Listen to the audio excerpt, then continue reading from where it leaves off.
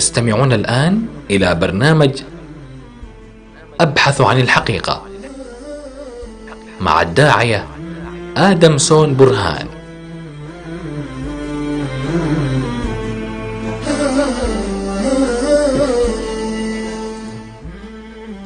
السلام عليكم ورحمة الله وبركاته. كبرات نايز بروجرام تخطاتلتي كما يتخونوا كما لهم زي بروجرام زي كمتي لمود أمانجو هلتي هايمانوت زنت أثر خوينو ويك من نتأثر أكلت هايمانوت كوينو استفر عليه أرأستات حزنا بخلتيو من قدماتي بخلتيو متحفتي ويكا بخلتيو هايمانوت زرلو الرائية انتاي مخانو نقلت له مدرخي سلازي كمتي ناي كدمي حجي زنبره بقطالي ازي دارقا دو زي بالبروغرامي أمانجو خلتي هايمانوت زرلو قداي مالتي انتاي زفلالينا انتاي زرخبنا نزبل مغنياتو أب كريستنا يهون أب سلمنا استفلاليو نبيات الله زم نبيات زي كابت زمهرو أبتي متحف قدس ترفلو تزرخبنا حجي انتايو تي أمانجونا أمانجو نزلو فللياتن ويكا سممعاتن انتايو قرآن كي نتخرسنا بمتاي قلتو نمتحف قدسون بمتاي قلتو زون كابتي أرستاتنايو سلازي بتخطاتالي إن شاء الله كلاتكم كتكاتاتولو نزخوني أبزت كاتاتولو سبات منالبات زخون عينة حطو خلوكم خيريو كم كريستيانون متحفكم حيسكم كلتيو متحف حيسكم كتريو تخوليهم كتنتصاصرو تخوليهم مالتي مزي نحنا نزار مزي أبزي أستمهرو زوهاب زلو سلازي زي اللي زي كونس كابتي زولون كابتي أستمهراوي بزخونة مالتي سمعتاو زي كونس أستمهراوي بزخونة مركعنا نحنا أبزي نتي خلتيو هايمانوت من نتصار نقبر مالتي سلازي كلاتكم نايزي من نتصار تخافف تخطكونو كل جزي حموس كاب ساعات حموش تيجمر مالتي بإرتراك وصاصرة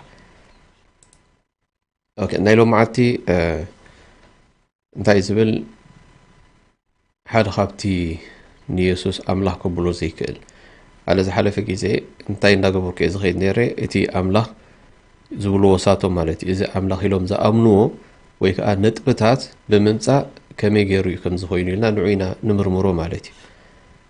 اوكي سلازي حد خابو خا أملاح كم زي فتن أما مصحف قدس تغليص الله أملاح سي زفتونو سب يلنا أملاح مالتي أملاح فتينه يزبل دحر كوينو نسوي أملاح مالتي إتا أملاح يكون أملاح زبال أملاح زفتونو سب يلن بحيل ليو بمتاي مفتونو أملاح نفتار مالتي يجي نفتاري سي كفتونو زخيل نعو أفتناون كودو زخيل يلن كحزون زخيل يلن كريئون زخيل يلن أنا رئيو رخيبين له أملاح مو حج خفتوني إيه كتب له سني زي كونس فتيم كامبري كترخبون أي تغلين هابي سلزين الصحاب زي تريئو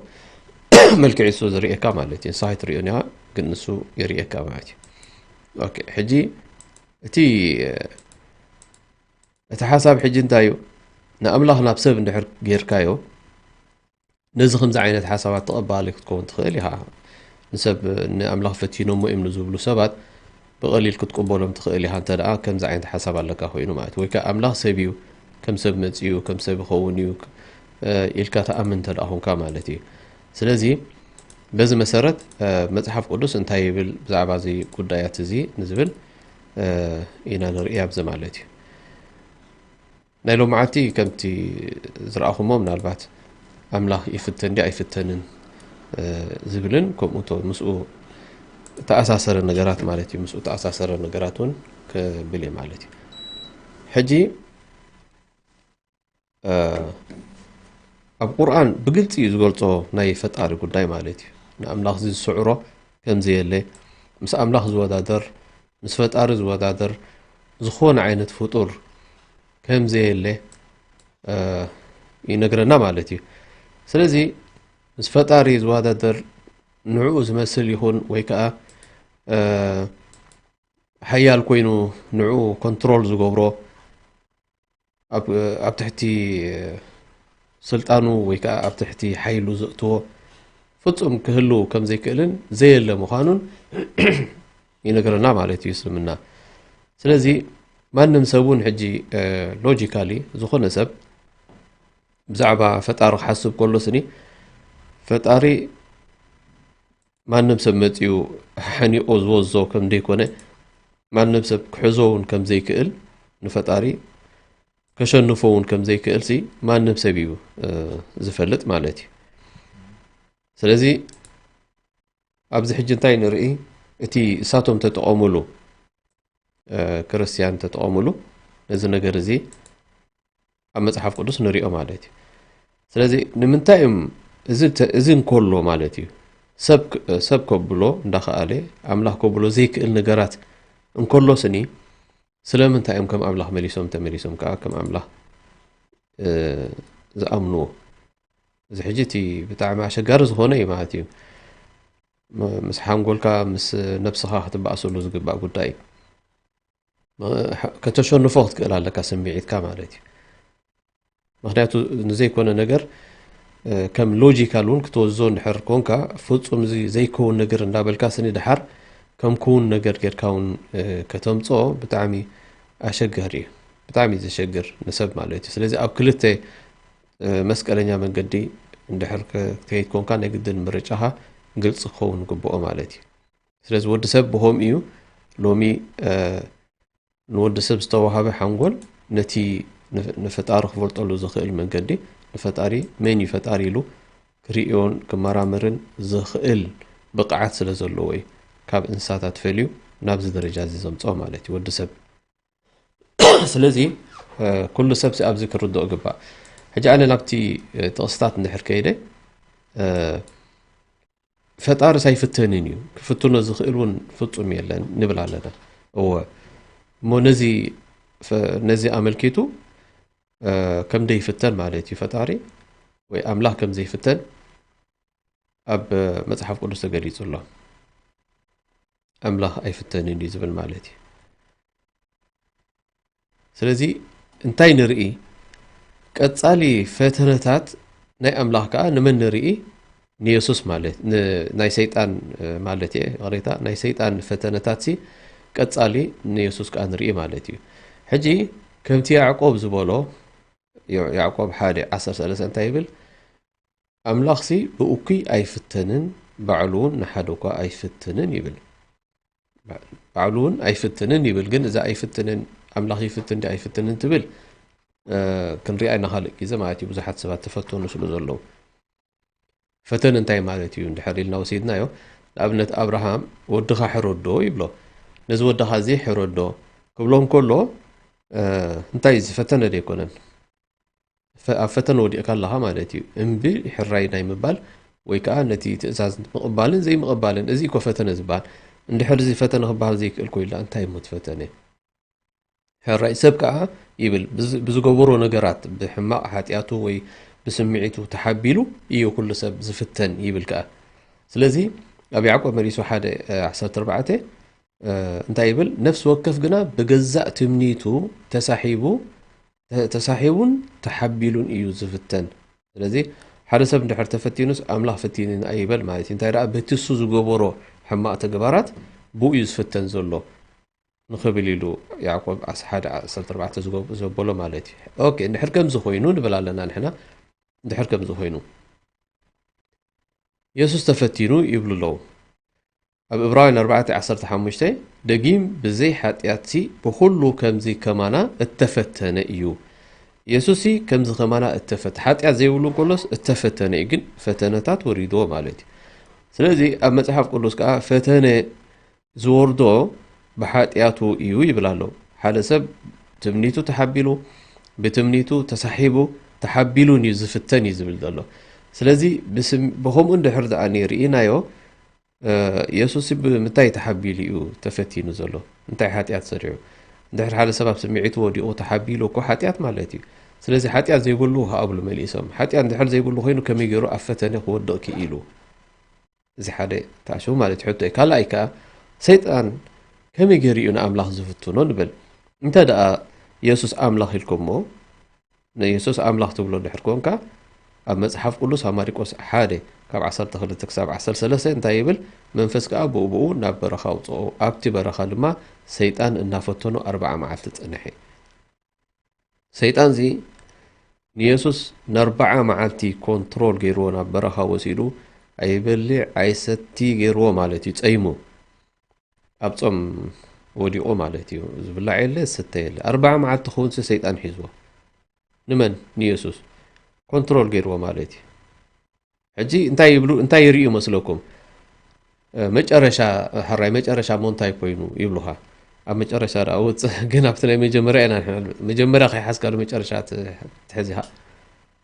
መጨረሻ ይፅላሓልካ ሞ እቲ መጀመርያ ቅልም ረኣዮ መጨረሻኡ ክትፈልጥ ምእንታን ክትሕዞ ዲኻ ይትሕዞን ሕጂ ኣብቲ መጀመርያ ባዕሉ ስኒ ኣብዚ ሕጂ ማንም ክርስቲያን እዩ ንመጽሓፍ ቅዱስ ዘንበበ እወ ዝብል ማለት እዩ ማለት ን40 መዓልቲ ኢየሱስ ተፈቲኑ ብሰይጣን ኩሎም ክርስቲያን ይኣምኑሉ ኩሎም ክርስቲያን ከዓ የንብብዎ ነዚ ዝኽሕድ የለን ኣይተፈተንን ክብለካ ኣይክእልን እዩ ምክንያቱ ማርቆስ 1:12 ገሊፅዎ ኣሎ ን40 መዓልቲ ሰይጣን ፈቲንዎ ንመን ንኢየሱስ ሕረ ሕጂ ኣብዚ ተፈቲኑ ክትብል ከለኻ ኢየሱስ ከዓ ተመሊስካ ኣምላኺ ትብል ኣለኻ እንተ ዳ ኣምላኽ ኮይኑ እሞ ተፈቲኑ ኣብ ያዕቆብ ከዓ ኣምላኽ ይፍተንን ይብል ኣሎ ያሬታ ኣምላኽ ይፍተንን ይብል ኣሎ ያዕቆብ 1:13 ኣምላኽ ሲ ብኡኪ ኣይፍተን ባዕሉ ንሓደ እኳ ይፍትን ይብል ኣሎ ስለዚ ኣይፍተንን እዩ ኣምላኽ ኣይፍተንን ድሕር ኢሉ ዝፍትኖ የለን ንኣምላኽ ሒዙ ዝፍትኖስ ወላ ሓደ የለን ማለት እዩ ስለዚ ከመይ ገይሩ እዩ ደኣ ኣብዚ ኢየሱስ ፍተን ዘሎ ድሕር ኢልካ ሰብ ስለ ዝኾነ ሰብ ኩሉ ሰብ ክፍተን ይኽእል እዩ ይፍተን እዩ መጀመርያ ን40 መዓልቲ ሰይጣን ሒዝዎ ዝብል 40 መዓልቲ እንታይ ይገብር ነይሩ እንድዒ ንድሕር ኣምላኽ ኮይኑ ማለት እዩ ኣምላኽ ሲ ን40 መዓልቲ ኣብ ትሕቲ ሰይጣን ኣትዩ እንድሕር ኢልካ ስኒ ከመይ እዩ ኣእምሮኹም ቁሩብ ከተስርሕዎ ይግባእ ማለት እዩ ኣነ ኣይርድኣን ከመይ ይሓስቡ ማለት እዩ ኣምላኽ ሲ ማለት ሰይጣን ሲ ነዚ ኣምላኽ ን40 መዓልቲ ኣብ ቁፅፅሩ ድሕር ኣውዒልዎ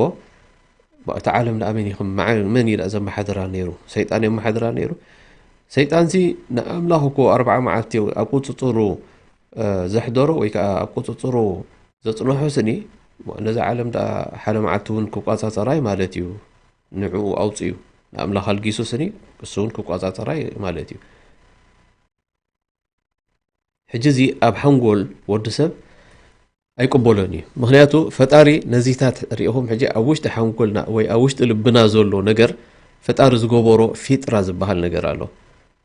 እዚ ኣብ እስልምና እንታይ ይበሃል ፊጥራ ይበሃል እዚ ፊጥራ እዚ እንታይ እዩ ንፈጣሪ ዘፍልጠካ ዝኾነ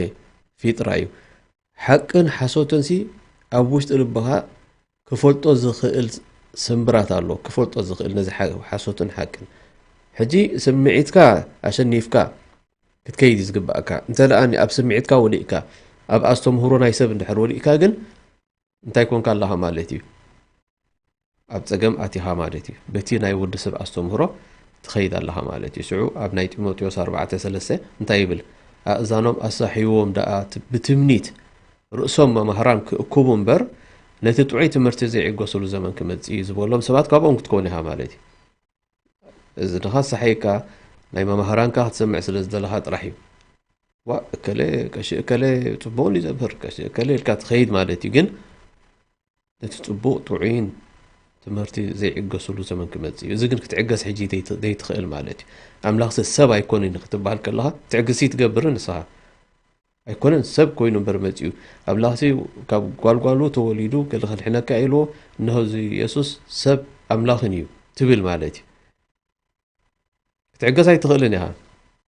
እቲ ጥዑይ ትምህርቲ ክትዕገሰሉ ትኽእል እንድሕር ኮንካ ኢኻ ነዚ ሕጂ ሓቀኛ መንገዲ ክትፈልጥ ትኽእል ማለት እዩ ስለዚ ወይ ከዓ ከምቶም ኢሳያስ ዝበሎም 6:9 ኢሳያስ እንታይ ይብል ኪድሞ ነዚ ህዝቢ እዚ ምስማዕሲ ስምዑ ግናኸ ኣይተስተውዕሉ ምርኣይሲ ረኣዩ ግናኸ ኣይተለልዩ ኢልካ ተዛርቦም ከምዚኦም ከዓ ከይትኸውን እንዳ ሰምዐ ከም ደይ ሰምዐ እንዳ ረአየ ከም ዘይረአየ ዓይን ኣለዎ ኣይርኢን እዩ ግን እዝን እውን ኣለዎ ኣይሰምዕን ዓይነት ከይትኸውን ማለት እዩ ስለዚ ንፈጣሪ ዝኣክል ሰማይን መሬትን ዝፈጠረ ፈጣሪ ስኒ ሰይጣን ን40 መዓልቲ ሒዙ ኮንትሮል ገይሩ ምምፅኡ ብጣዕሚ ፀገም እዩ ሕጂ ገሊኦም ኣብዚ እንታይ ይብሉ ኖ እሱ እኮ ኣምላኽ እኮ ሕጂ ስጋ ስለ ዝለበሰ እዩ ሰይጣን እሞ ሰይጣን ኣምላኽ ስጋ ስለ ዝለበሰ ብቐሊል ክፍትኖ ክኢሉ ሰይጣን ይብሉ እሞ ጥዒሙሉ ንሰይጣን ጥዒሙሉ ማለት እዩ ንሰይጣን ቅድሚ ሕጂ ኣይረኽቦን ነይሩ ማለት እዩ ኣምላኽ ኣይረኽቦን ሕጂ ግን ኣብዛ ፍሊት ክዳን ምስ ተኸደነ ወይ ከዓ ሰብ ምስ ኮነ ሕዝ ኣቢልዎ ማለት እዩ ወላ ሽዑ ነብሱ ክከላኸል ኣይክእልን እዩ ስለዚ እዚ ሕጂ ምስቲ ሎጂክ ናይ ሓንጎልካን ምስቲ ልባዊ ውሽጣዊ ስምዒትካን ዘይከይድ ማለት እዩ ዘይቅበሎ እሱ እዩ ካእቲ ሰብ ዘብለካ ማለት ሓደ ሰብሲ ኣምላኽ ኣብያ ኣሎ እንድሕር ኢልካስ ኣብ ሰማይ ይብለካ ወላ ክርስቲያን ምክንያቱ እሱ እቲ ይቕቡል ኣብ ውሽጢ ልብኻ ዘሎ ኖ ኣብዛ ገዛ እዚኣ እዩ ዘሎ እንድሕር ኢልካ ግን ፈፂሙ ክቕበለካ ኣይክእልን እዩ ምክንያቱ ሰማይን መሬትን ዝፈጠረ ኣብዛ ገዛ እትዩ ክትብል ክብለካ እዩ እሞ ንስኻ እኮ ከምኡ ኢኻ ትብል ዘለኻ እዚ ሰማይን መሬትን ዝፈጠረ ሰብሲ ኣብ ማሕፀን ኣትዩ ካ ትብል ኣለኻ ንስኻ ማሕፀን እኮ ካብታ ገዛ ኸማ ተዓቢ ማለት እዩ እታ ማሕፀን ግን ንእሽተ ኣብ ሰበይቲ ማሕፀን ኣትዩ 9 ወርሒ ገይሩ ትብል ኣለኻ ነቲ ኣምላኽ ስለዚ እዚ ሕጂ እንታይ እዩ እቲ ኣእምሮኻ ካብቲ መንገዲ ፈጣሪ ምስ ወፀ እንታይ ክሓስብ ይጀምር ደይናቱ ትእዛዛት ዘይብሉ ማለት እዩ ትእዛዛት ናይ ፈጣሪ ዘይብሉ ኣብቲ ብሉይ ኪዳን ተሪኢኻ ምስቲ ሓድሽ ኪዳን ፍሉይ እምነት ይኸውን ማለት እዩ ስለዚ ኢየሱስ ግን እንታይ ዓይነት ሰብ ምዃኑ ንኣብነት ኣብ ቀዳማይ ጢሞቴዎስ 2:4 ገሊፁ ኣሎ እዚ ኣብ ቅድሚቲ ኩሉ ሰብ ክድሕን እንድሕር ደልዩ ማለት እዩ ናብ ፍልጠት ሓቂ እውን ክመፅእ እዚ ሕጂ ፍልጠት ሓቂ ፍልጠት ክመፅእ ሲ ዝፈቱ ሰብ እንታይ ኢሉ እግዚኣብሔር መድሓኒና ጽቡቕን ቅቡልን እዩ ማለት ኢሉ ኣምላኽ ሓደ በይኑ እዩ እሞ እቲ ኣብ መንጎ ኣምላኽን ሰብን ዘሎ ማእከላይ እውን እቲ ሰብ ክርስቶስ ኢየሱስ ሓደ እዩ ስለዚ ኣብ መንጎ ኣምላኽን ሰብን ዘሎ ከዓ ኢየሱስ ኢሉ ግን ማለት ኣምላኽ ሓደ በይኑ እዩ ኢሉ ስለዚ ሓደ በይኑ ምዃኑ ፈጣሪ ምፍላጥን እቲ ነቢ ተላኢኹ ዘሎ ወይ ከዓ ኢየሱስ ኣብ መንጎ ኣምላኽን ኣብ መንጎ ሰብን ኣተዓራቂ ወይ ከዓ ማእከላይ ምዃኑ ክትኣምን ዳኣነ እዚ ከምኡ ኮይና ንብል ዘለና ንሕና ኩሎም ነቢያት ከዓ ከምኡ እዮም ነይሮም ኢየሱስ ጥራሕ ኣይኮነን ሙሴ እውን ንሕዝቡ ከምኡ ነይሩ ነቲ ህዝቡ ከምኡ ነይሩ ሓደ ፈጣሪ ክፈልጡን ንሱ ከዓ ንዕኦም ዝተለኣኸ ነቢ ምዃኑ ንክፈልጡ እዚ ዝፅዕር ነበረ ማለት እዩ ስለዚ ኣብቲ ግዜ እቲ ድሒኑ ዝበሃል ሰብ እንተደኣ በቲ ናይ ፈጣሪ መንገዲ ኸይዱ ንፈጣሪ ኣሚኑ እንደገና ንሙሴ እንድሕር ተቐቢሉ እቲ ትእዛዛት ናቱ እንድሕር ሓልዩ ሙሴ ክቕበሎ ከሎ ሙሴ እንታይ እሞ ሒዙ መፅዩ ሙሴ እኮ ከም ሰብ ጥራሕ ኣይኮንካ ትቕበሎ ማለት ከም ነቢ ኢኻ ትቕበሎ ዝግባእካ ነቢ ማለት ከዓ መልእኽቲ ሒዙ ዝመፀ እዩ መልእኽቲ ኣለዎ ኣስተምህሮ ኣለዎ ናይ ፈጣሪ ንዓኻ ከምህረካ ትእዛዛት ሂብዎ ንሙሴ ሕጂ ትእዛዛት ሂብዎ ንየሱስ ወንጌል ሂብዎ ትእዛዛት ሂብዎ ስለዚ እዚ ትእዛዛት እዚ እንታይ እንዳኾነ ዝመፀ እዩ ካብ ቀደም ዝነበረ እዩ ካብ ቀደም ንሕና ናይ ነቢያት ክንኣቱ ከለና እንሻ ኣላህ ካበይ ጀሚሩ እዩ ክንደይ መፅሓፍቲ ነይሮም ክንደይ መፅሓፍቲ ኣላህ ሂቡ ክሳብ 104 መፅሓፍ ሂቡ ንደቂ ሰባት 104 መፅሓፍ ሂቡ እተን 4 ካብ ነቢ መሓመድ ንጀምር ብድሕሪት እንድሕር ጀሚርካ ቁርኣን ተሓንቲያ ናይ መጨረሻ ቁርኣን እያ ቅድሚያ ዝነበረት ከዓኒ ወንጌል ወይ ከዓ ኢንጂል እያ ቅድሚያ ዝነበረት ከዓ እንታይ እያ ተውራ ንሙሴ ዝተዋሃበ ማለት እዩ ቅድሚኡ ዝነበረኸ ዘቡር እዚአን 4 ፍሉጣት ኮይነን እቲ ካልእ ከዓኒ 100 ንኩሎም ነቶም ካልኦት ዝነበሩ ማለት እዮም ንኣብነት ሕጂ ናይ ሰይድና ኢብራሂም 10 መፅሓፍ ነይርዎ ሰይድና ኢብራሂም 10 መፅሓፍ ካልኦት ከዓ ከምኡ 50 መፅሓፍ ተዋሃቡ ኣለዉ ስለዚ መንን እዮም እዚኣቶም ኣብቲ ናቶም ታሪክ ምስኣተና ክንገልፆ ኢና ማለት እዩ ስለዚ እዚ كساب حجي فطاري كاب آدم أتحيزو كساب نبي محمد زلو نبيات صلى الله عليه وسلم نخلهم سلام كلهم عليهم السلام انتي نبل 104 مصحفتي مزيو 104 مصحفتي زي 104 مصحفتي زبزح مصحفتي مالتي اتحاده نابت حاده سجر اتحاده تم كالوتا مونغو نبيات زلو نتي قدم مزيو زنبر مصحف اندامهرو خدو كمز اندابله اب نبي محمد صلى الله عليه وسلم مزيو حجيتهم قدم حجي زنبرو مصحفتي እንዳተበረዙ እንዳጠፉ የለውን ሕጂ ኣብ ናይ ኣዳም ዝነበሩ ሽት ባህል ነይሩ የለን ናይ ኖህ ነይሩ ዞም ታሪኹ ከም ታሪኽ ዝግለጽ መርቲ መጽሓፍቲ የለን እቶንዖም ተዋሃበ ማለት እዩ እንዳጠፈ ክሳብ ወላ ናይ ወንጌል እውን የለን ተኸክል ዝኾነ ወንጌል የለን ሎሚ ብዙሕ ወንጌላት እዩ ዘሎ ብዛዕባ ወንጌል ብዛዕባ ብሉይ ኪዳን ኣብዚታቱን ናይ መጽሓፍቲ ጉዳይ ናይ ፈጣሪ ቃል ዲዩ ኣይኮነን ኣብ ዝብል ምስ መጻናውን እዚ ክንርኢና ማለት እዩ ምክንያቱ እዚ ፕሮግራም እዚ ነዊሕ ፕሮግራምን ብዙሕ ኣርእስታትን ዘለዎ እዩ ስለዚ ሎማዓቲ ግን ኣብቲ ፍሉይ ነገራት እያን ዝገልጽ ዘለኹ ኢየሱስ ኣምላኽ ከብሎ ዝኽእል ኢሎም ንሳቶም ዝዛረብሉ ሞ ኣምላኽ ከዓ ክገብሮ ዘይክእል ማለት እዩ ፈጣርስ ክገብሮ ይክእልን እዩ ብመሰረት መጽሓፍ ቅዱስ ባዕሉ ማለት እዩ ብመሰረት መጽሓፍ ቅዱስ ምክንያቱ ፈጣሪ እንተደኣ ኣይፍተንን ዘይፍተን ኮይኑ በኻልእ ብፍጡራቱ ዘይፍተን እንተደኣ ኮይኑ ኣምላኽ ኢየሱስ ከዓ ተፈቲኑ ብልወሎ ስለዚ ኣምላኽ ክኸውን ከም ዘይክእልሲ ቬሪ ሲምፕል ቆልዓ ዝፈልጦ እዩ ነይሩ ማለት እዩ ስለዚ እዚ ሓደ ካብቲ ፀገማት ማለት እዩ ምክንያቱ ብዛዕባ ኣምላኽ እውን ኣብ መጽሓፍ ቅዱስ እቲ ኣምላኽ ዝበሃልሲ ብዙሕ ምድንጋራት ተገይሩ እዩ ኣብቲ ውሽጢ መጽሓፍ ቅዱስ ናይ ኣምላኽ ጉዳይ ክትሰምዕ ከለኻ ሓደ ካብኡ ሕጂ ንኣብነት ኣብ ኦሪት ዘፍጥረት 32 ካብ 26 ክሳብ 30 እንታይ ይብል ብዛዕባ ያዕቆብ ዝዛረብ ያዕቆብ መጀመርያ ኣብቲ ታሪክ ናቱ እንድሕር ኣቲና ኣብቲ ታሪክ ናቱስ እታ ነቢይነት ዝወሰዳ ብስርቂ ወሲድዋ ብዘይ ግቡእ ማለት እዩ ብዘይ ግቡእ ወሲድዋ እታ ነቢይነት ትበሃል እቲ ነቢይነት ዝበሃል ሰብ ዝህበካ ኣይኮነን ወላ ነቢዩ ንኻልእ ነቢ ኣይህብን እዩ ሓደ ነቢ መጺስ ንኻልእ እንካስኻ ነቢ ኢሉ ዝህቦ ዝዕደል ነገራት ኣይኮነን እንታይ ደኣ ብፈጣሪ ዝምረጽ እዩ ተመሪጾም ብፈጣሪ ዝመፁ ሰባት እዮም ብፈጣሪ ዝተነገሮም እዩ ምናልባት ሓደ ነቢ ነቲ ካልእ ነቢ ክነግሮ ክእል ይኸውን ፈጣሪ መሪጽካ ኣሎ ኢሉ ግን ንዕውን ከምኡ ክነግሮ ክእል ግን ባዕሉ ብናቱ ግን ንስኻ ነቢ ኮን ኢሉ ወይ ከዓ ዝዕደል ኣቦ ስለ ዝኾነ እንካስኻ ተባሂሉ ዝዕደል ኣይኮነን ወይ ነቲ ዝፈትዎ ነዚ ሓደ ወዱ ንዓስኻ ነቢ ውሰዳ ኢሉ ዝህቦ ኣይኮነን ማለት ብፈጣሪ እዩ ዝመረጽ እቲ ነቢይነት ማለት ሕጂ ኣብ ናይ ሰይድና ያዕቆብ ኣብ መጽሓፎም ክትርኢ ከለኻ ከመይ ገይሩ ከም ዝወሰዳ ምናልባት ነዊሕ ታሪክ እንድዩ ግን እቲ ነቢይነቱ ስኒ ካብ ኣቦኡ ከመይ ገይሩ ከም ዝወሰዳ ብስርቂ ማለት እዩ ወይ ከዓ ብሓሶት ብምድንጋር ማለት እዩ ንሱ ንኻሊእ ከቦ ሓሲቡ ነይሩ እታ ነቢይነት ሲ ንኻልእ ማለት እዩ ክምርቆ ብነቢይነት ክምርቆ ግን ከም ሓዉ ኮይኑ ንሱ ተመሲሉ ገለመለታት ኣትዩ ማለት እዩ ናይ ሓዉ ክዳን ገይሩ ምክንያቱ ዕውር ስለ ዝነበረ ኣቦኡ ንሱ ኣይ ክሪኦ ይከኣለን ማለት እዩ ግን ዳህሲሱ ነቲ ናቱ እንታሽሙ ሒዙ ማለት እዩ ናቱ ክዳንን ናቱ ጫና ነክዳኑ እንድሕር ገይሩ እቲ ሰብ ብጫና ይስፈልጡ ነይሩ ማለት እዩ ይላልዮም ብጨንኦም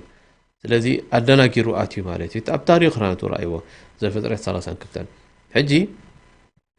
ኣብዚ ናይ ያዕቆብ ጉዳይ ክንመጽእ ከለና እንታይ ይብል መስለኩም ምስ ኣምላኽን ምስ ሰብን ዝተቃለሰ ሓደ ያዕቆብ ኮይኑ ትረኽቦ እቲ ሰብ ድማ ይብል እቲ ሰብ ድማ ምድሪ ይወግሕ ኣሎሞ ሕደግ እንበለ ንሱ ከዓ ከይባረኽካንስ ኣይሓድገካን በለ ሽዑ ንሱ እንታይ እዩ ስምካ በሎ ያዕቆብ በለ ንሱ ከዓ ምስ ኣምላኽን ምስ ሰብን ተቃሊስካ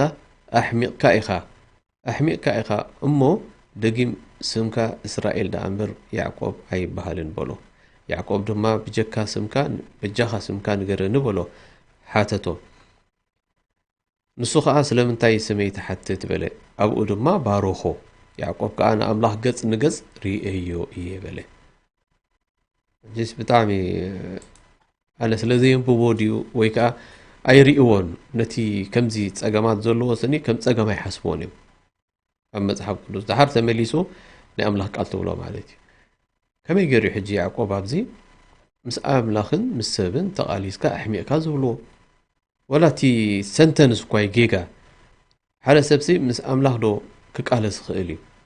تتقالوسو منيو اوكي أحميكا خبهال ديو مس أملاخ تقاليسكا مس سبن أملاخن تقاليسكا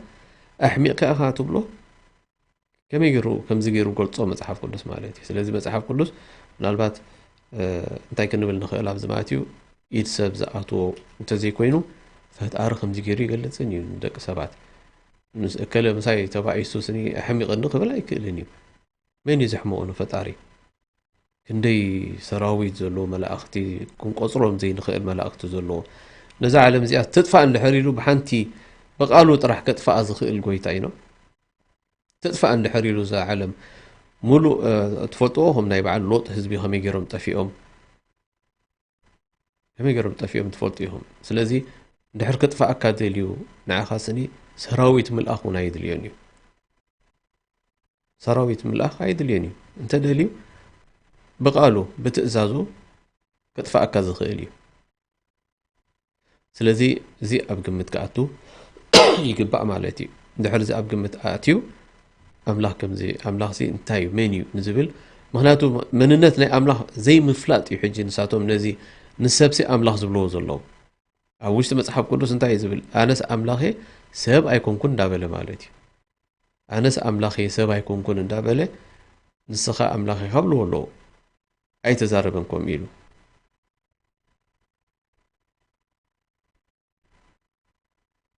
لذي أمسحب قدوس بزح زدناقر نقرات كهلو يخيلي بزي مسارتي خااتي ناي مد نقرات نتي حزبي تفالالي يلو زلو مالتي ولو نابت امنتاتون تفالالي مترخبون أرثوذكس زأمنو ناي كاثوليك زأمنو بروتستانت زأمنو تفالالي تحادن كحادي يخابلو تحادن جن يسوس جن أمس حب قدوس اندحرينا اتناتو زبولو بعلو مالتي أب مصحف قدس اندحر لينا بجكاتي أنا نبون حقينا نعايز رأينا بور أي زحلف جيزة قليسنا ينا بزعبو تمليسنا من الباتين من اللوسون حجي نقرقن حال انتعلو أنا إكزابير أيلووت إنيبل أبميل كان سلاسة شدجة أنا إكزابير أيلووت إني أملاخي لووت إني سلازي أنس أملاخي سبايكون كون يبل أنس أملاخي سبايكون كون حجي سباي كون اندابله من البات كم يقرم سب قبرون زبل تعب مع شجاري مالتي أملاكم زي موت قلتي أي موتين أب تيموتيوس أملاك أني انتهي بالأبكال أبزت ساعات أملاك يحسو سباي كونن كي تعسك أو د سباي كونن يبل نسو زبولو أي قبرون دو التزاربو أي فتصمون دو يبل حطو يفتصو منبر لازم أملاك يحسو سباي كونن كيحسو مهناتو سب أيكونن كي يحسو كي زخون نجار ناي سب بحريات زلو مننت ناي سب كبهال كله حجي سب يحسو حتى يتجبر كم زجبر بزح نجار ناي سب كله ما يمرعو يسحق يولد يموت يولد ها زخون حجي ناي سب مننتي لازم أملاك سب أيكونن حنت خابو أمتي والله ناي حصوت مالتي أملاك يحسوني مغنياتو السب أيكونن يبلالو بمننتو السب سلازي يكونن كحسو أيكليني أيحسوني ولد سب جن يحسو تريو مغنياتو بمننتناتو تي تأفت أطروخهم يحسو يملس يتعسكا ود سب كا أيكونن يبل سلازي أملاخ سب أيكونن ود سبون أيكونن ود سب أيكونن عند حريلو انتاي ود سب زي يكونن له مغنيات أي تعسنيو كم زي حنتي سكين زمصا مالتيو أي تعسنيو ود سبون أيكونن نخي تعسي ود سب أيكونن سلازي فتاري انتي نريا لنا أمس حف قدوس سب كم زي كونه كمون ود سب كم زي كونه فعلو حجسو انتي لندا أمهيرو مالتيو فقادتي أب سماي زل أبوي دابل إيز زارب من يحجي يسوس مالتي حرا كابتي سو ናቱ ጉዳይ እስክንርአይ ባዕሉ ኢየሱስ ኣብቲ ናይ መጀመርያ ዝገለጽኮ ተፈተነሉ ግዜ ንሰይጣን እንታይ ኢልዎ ሰይጣን እንታይ ኢልዎ ሒዝዎ ምስ ሓዞ ኣብ ሓደ በሪኽ ዝኾነ ቦታ ኣቢሉ ኣደይቡ እንታይ ኢልዎ ናይ ዓለም ንግስነት ክህበካ ንዓይ ስገደለይ ኢልዎ ስገደለይ ኣብ ማቴዎስ 4:10 ሽዑ ኢየሱስ ንእግዚኣብሔር ኣምላኽካ ስገድ ንዕኡ በይኑ ድማ ተገዛእ ጽሑፍ ኣሎ ሞ ኪድ ብሎ ስለዚ ንዕኡ ጥራሕ ተገዛእ ንበይኑ ጥራሕ ተገዛእ ዝብል ጽሑፍ ኣሎ ስለዚ እዚ እቲ መምርሒና ማለት እዩ ንኻልእ ክገዛእ ንኻልእ ክስገድ ዘይግብኦ እዩ ንሓደ ኣምላኽካ ጥራሕ ስገድ እዩ ዝበሃል ኢሉ እምበር ንሱ ተተኸውን ነይሩ ብቐሊል እቲ ኣምላኽ ዝበሃል ንዓይ ስገደለይ እምበሎ ነይሩ ከመይ ገለ ንዓኻ ክሰግደለ ኣው ምተኸራኸሩ ምረኣናዮም ማለት እዩ 40 መዓልቲ ሒዘካ ኣብዚ ጥዋዋዕ ከብለካ ቀኒ ክብሎ ኢኖ ስለዚ እቲ ኣብኦም ዝነበረ ክተዓው ምረኣናዮ ነርና ግን ከምኡ ስለ ዘይኮነ ከመጻእ ኣይከኣለን እዚ ጉዳይ ማለት እዩ ስለዚ ስገደለይ ኢልዎ ስገደለይ ክብሎ ከዓ ንፈጣሪ ስገደለይ ይብሎ ወላ ሓሰብዎ ሞ ብሓንጎልኩም ሰይጣን እውን ባዕሉ ኢየሱስ ኣምላኽ እዩ ኢሉ ኣይሓስብን እዩ እቲ ሰይጣን ባዕሉ ማለት እዩ ምክንያቱ ንሱ እንተትኸውን እንታይ እምበሎ ነይሩ ንግስነት ክህበካ ይምበሎን መን ይክህቦ ሞ ንኣምላኽ ሒዙስኒ ንግስነት ናይ ኩል ናይ ዝዓለም እዚ ክህበካ የብሎ ንኣምላኽ ሰይጣን ኣብ ሓንጎልኩም ከምዚ ይመፅእ ጌጋ እዩ ኣይመፅን እዩ ስለዚ ባዕሉ ሰይጣን እውን እንተኾነ ስኒ ኢየሱስ ኣምላኽ ከም ዘይኮነ ፈልጥ እዩ እንታይ ግን ዝብሎ ዘሎ ግን ንግስነት ክህበካ ምክንያቱ ወዲ ሰብ ንግስነት ገለ ስለ ዝደሊ ከተዓሻሽዎ ደልዩ ማለት እዩ ከታልሎን ከዕሽዎን ስለ ዝደሊ ንግስነት ክህበካ ኢልዎ ስለዚ ኣምላኽ ምዃኑ እንተዝፈልጥ ነይሩ ስኒ ኣይ ናይ ንግስነት እዩ ክህቦ እቲ ንግስነት ሲ ክህበካ እዩ ዝብሎ ዘሎ ናይ ኣምላኽ እዩ ኩሉ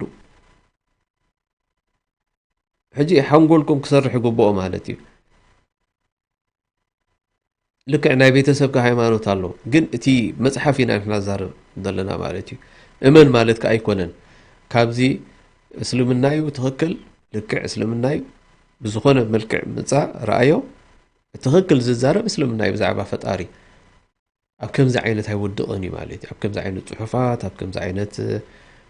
ዳሽማ ይወድቕ ምክንያቱ ናይ ፈጣሪ ቃል ስለ ዝኾነ ኣብዚ ግን ሕጂ እንታይ ንርኢ ባዕሉ ኢየሱስ እውን እንተኾነ ተፈቲኑስ ን40 መዓልቲ መሊሱ ከዓ ሰይጣን ንኩሉ ንግስነት ክህበካ ንዓይ ስገደለይ ኢልዎ ሰይጣን ሲ ንኣምላኽ ስገደለይ ክብሎ ኣይክእልን እዩ ኣይብሎን እዩ ይፈልጥን ፈጣሪ መን ምዃኑ ግን ደቂ ሰባት ግን ከምኡ ኢሉ ክታሎም ክእል እዩ ኣነ ኣምላኽኩም ስገዱለይ ክብሎም ክእል እዩ ስለዚ እሱ እንታይ ኢልዎ እሞ ኪድ ረሓቕ ሰይጣን ኢልዎ ኪድ ረሓቕ ሰይጣን ኢልዎ ስለዚ ንዓይ ስገደለይ እምበሎ ነይሩ ኣምላኽ ትኸውን ማለት እዩ ኣብ ማርቆስ 14:36 ኢየሱስ እንታይ ይብል ኣቦ ኩሉ ይከኣለካ ኣልሻዳይ ዝብል ሕጂ ጽሑፍ ኣብ ብሉይ ኪዳን ንርኢ ብዕብራይስጥ ቋንቋ ኣልሻዳይ ማለት ኩሉ ዝኽእል ማለት እዩ ዓላ ኩሉ ሸይን ቀዲር ስለዚ ኩሉ ዝኽእል ፈጣሪ ማለት እዩ ንሱ ከዓ እንታይ ይብል ኣቦ ኩሉ ይከኣለካ እዩ ይብሎ ንመን ነቲ ኣቦ ንሱ ኸ ይኽእል ዶ እሱ እንታይ ክእለት ናቱ እንታይ እዩ ናይ ኢየሱስ ማለት እዩ ኣብ ዮሃንስ 5:30 እንታይ ይብል ካብ ርእሰይ ገለ ክገብር ኣይክእልን ይብል ሕጂ ሪኢኹም እቲ ክእለት ኩሉ ናይ መን ይብሎ ኣሎ ኣቦ ኩሉ ይከኣለካ እዩ ኣብ ማርቆስ 14:36 ብዛዕባ ናቱ ግን ክዛረብ ከሎ ካብ ርእሰይ ገለ ክገብር ኣይክእልን ይብል ኣብ 5:30 ዮሃንስ ፍሉጥ እኳ እዚ ሕጂ እንደ ማለት ሓደ ስኒ ብርቱዕ ዝኾነ ናይ ፈላስፋ የድልየካን እዩ ብዚ ኣናፃፂሩ እዚ ይኸውን ዶ ኣይከውንን ኢሉ ኣብ ሚዛን ኣውዒሉ ገለ ጾሚኡ ኣቢሉ ሓፂቡ ቢሉ ወላ ሓንቲ ኣይድልየካን እዩ ብጣዕሚ ቀሊል ዝኾነ ፈጣሪ ንሕና ንዕኡ ንክንፈልጥ ኩነታት ኩሉ ቀሊል ይገይርልና ግን ንሕና ኢና ኣብና ወዲ ሰብ ኣብዩ ወዲ ሰብ ብጣዕሚ ኣብዩ ማለት እዩ እዚ እንዳረኣየ እንዳሰምዐ ሙሉእ ለይቲ ሕጂ ደቂስካ ይተሓድርን ናይ ብሓቂ እምነት ኣብ ውሽጥኻ ፈጣሪ ምን ምዃኑ ትፈልጥ እንድሕር ኮንካ ነዚ እንዳሰማዕካ ግን ሙሉእ ለይቲ ደቂስካ ክሕድረካ ኣይክእልን እዩ እዚ ዝዛረቦ ዘለና ሓቂ ምዃኑ ማለት እዩ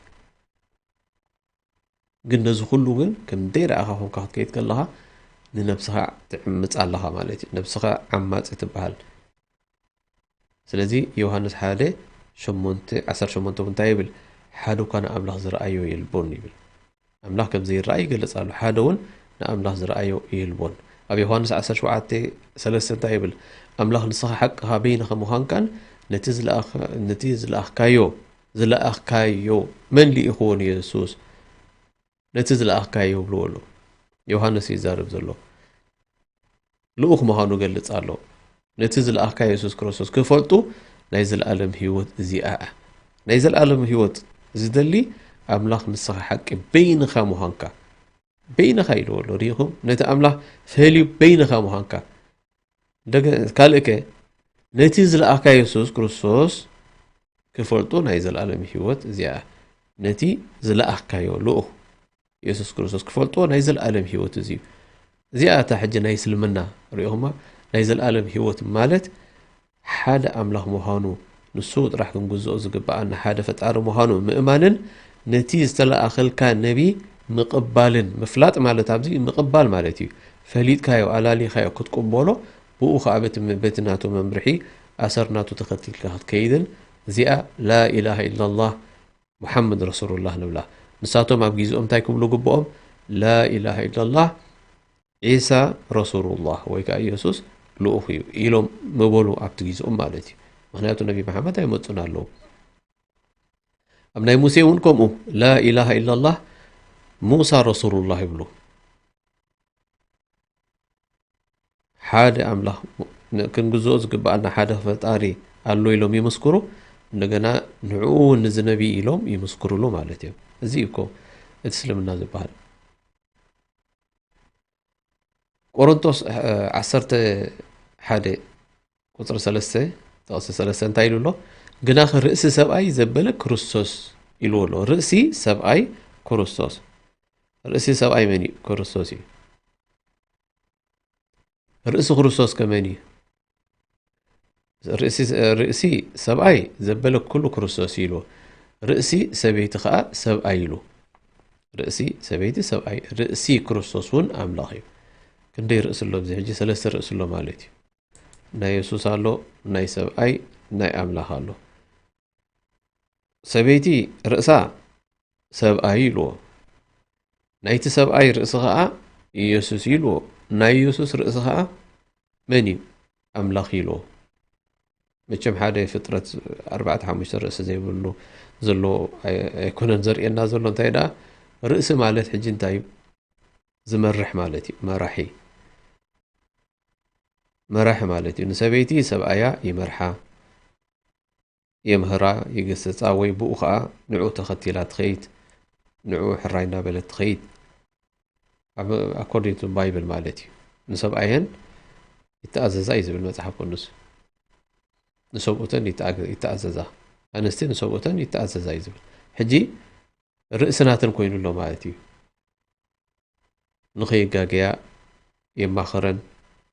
ብናቱ ርእሲ ኸዳ ማለት እዩ ብናቱ ትእዛዝ ብናቱ ካብቲ ናቱ ኣይወፃኔን ማለት እዩ ሰብኣይ ከዓ ናይ ክርስቶስ ኢሉ ሰብኡት ከዓ ናይ ምንታይ እዮም ናይ ክርስቶስ ማለት ኣብቲ ጊዜኡ እንታይ እዩ ናይ ነቢ ማለት እዩ ናይ ነቢያት ኣብ ጊዜ ሙሴ እውን ከምኡ ሰብኣይ ናይ ሰብኡት መን ነይሩ ሙሴ ማለት እዩ ብናይ ሙሴ ርእሲ ክኸዱ ግብኦም ናይ ክርስቶስ ከዓ ኣምላኽ ኢልዎ ኣምላኽ ከዓ ርእሱ መን እዩ ናቱ ርእሲ የብሉን ማለት እዩ ምክንያቱ ንሱ ብናይ ርእሲ ኣምላኽ ዝኸይድ እዩ ኣምላኽ ሕጂ ንዕኡ ዝእዝዞ በቲ ናቱ መምርሒ ይኸይድ በቲ ናቱ ትእዛዛት ይኸይድ ማለት እዩ ከምዚ ገይሩ ይኸይድ ስለዚ ቁኑዕ ትእዛዛት ካብ ፈጣሪ ዝወረዶ ነቶም ንሰብኡት ከዓ ነግሮም እቶም ሰብኡት ከዓ ነተን ደቂ ኣንስትዮ ነግርዎን ማለት እዩ እዚ እቲ ወላ መፅሓፍ ቅዱስ በዓሉ እኳ እዩ ዝብል ኣንስቲ ኣብ ገዛኽን ሰብኡትክን ኣብ ገዛኽን የምህሩኽን እዩ ዝብል ሰበይቲ ከይዳ ክትመሃር ገለ ይኽልክል እዩ ኣብ ገዝአን ክመሃር ኣለዎን ንሰብኡተን ንሕተታ እዩ ዝብል ሕጂ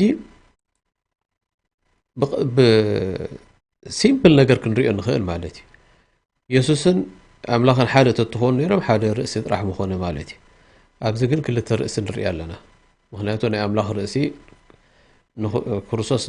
ርእሱ ኣምላኽ እዩ ሰብኣይ ከዓ ክርስቶስ እዩ ርእሱ ማለት እዩ ስለዚ بحصر زبله انتي مالتي سو تأزاز هب أملاح يسوس كان دك سبات ينقر مالتي نسوبت ما ينقرو أسوبت كا أكيدهم نسدرو بنقرو مالتي سلازي رأس زي بلو كنبر كاي كإلني بر رأس أملاح قبل كل حجب زي كروسوسيو مالت هيكونن رأسنا أملاح كروسوسي أيبلن قل رأسي كروسوس أملاح يزبل دولو سلازي ككمون عندنا قدامي قرنطس 15 كله مستغزو غنا املاخون اب كله مانتي كخون شعو اتودي بعلو نتي زغزو كغزايو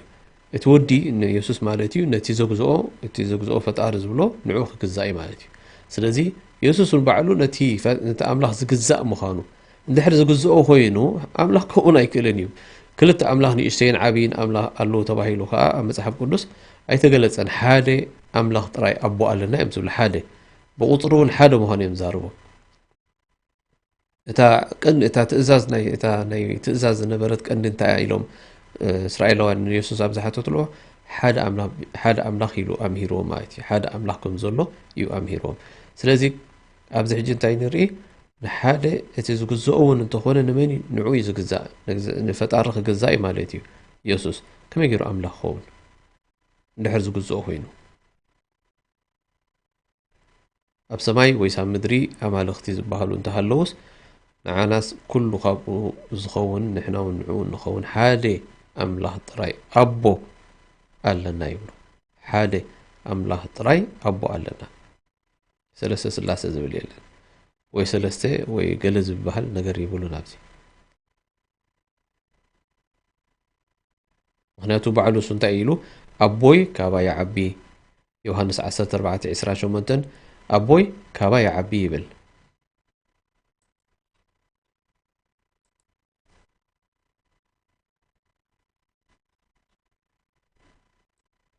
سلازي تي انتاي لو يسوس تزاريبو انتاي غيرو اندحر دين ريو خوينا وي زين نفلط كوينا بتاع اصقام خون مالتي أبوي كابا يعبي هو بالكلو أماريكوس 14 خا أماريكوس 10 معرفة 10:4 أبي يمان أبتقى من الكهاني أنا أكونكم زهبو بتي أملاح زدالو إيلو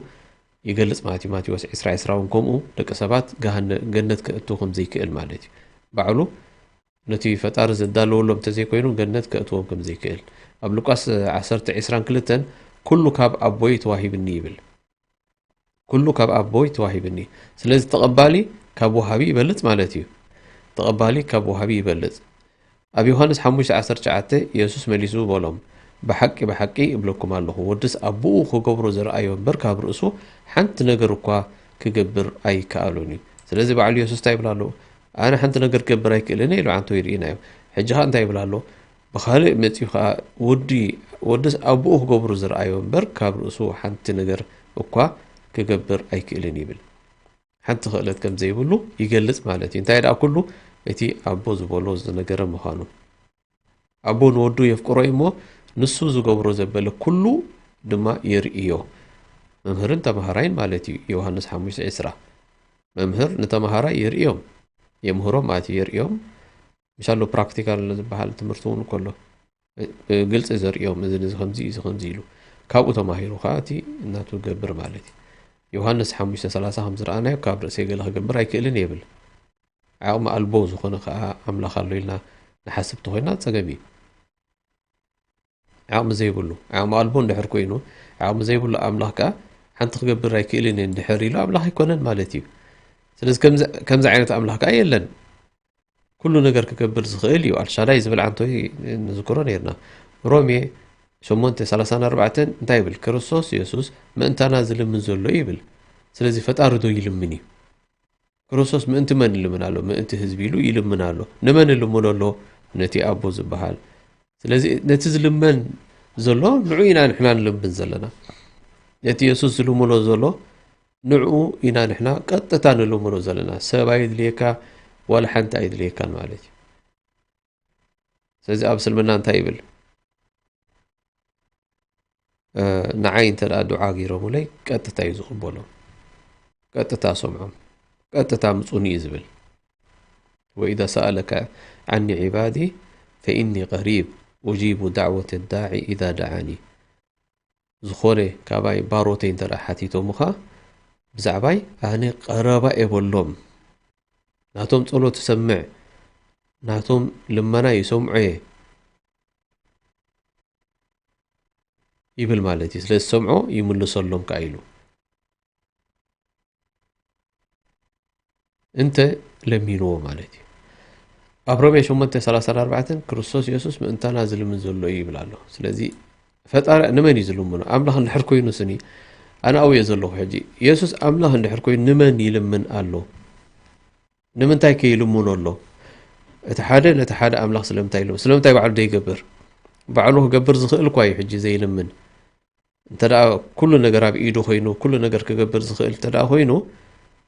نمن يزلمونه أب إيده نحر كوينو سلطان مالتي